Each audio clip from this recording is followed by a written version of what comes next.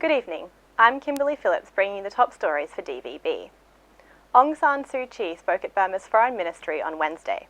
The National League for Democracy leader was there to hand down a lecture on guidelines for government staff, on the sidelines of a second-day visit by China's Foreign Minister.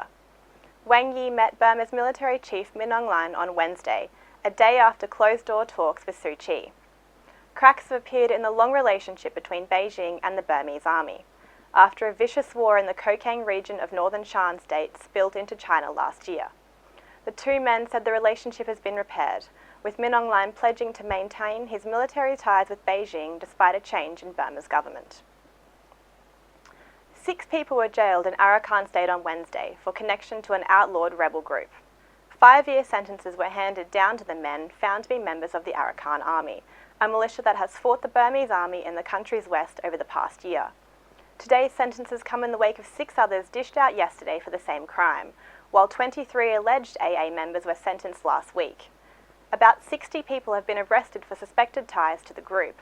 Just over half that many have now been tried and have received prison terms ranging from 3 to 5 years.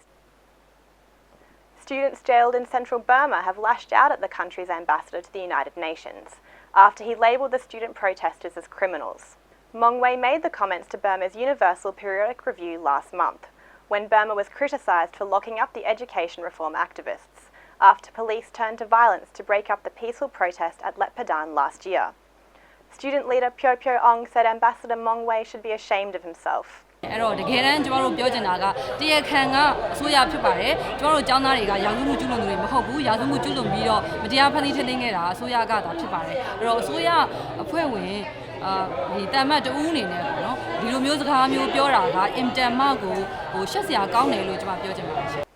Gale force winds in central Burma razed houses and killed 1 person on Tuesday night.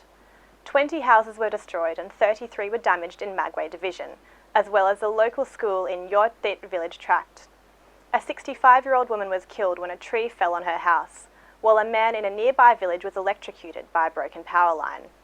Meanwhile, neighbouring Sogaing Division was also rocked by winds, with 1 person killed by a falling tree in the town of Calais. You can find all of these stories and more on dvb.no. Good night.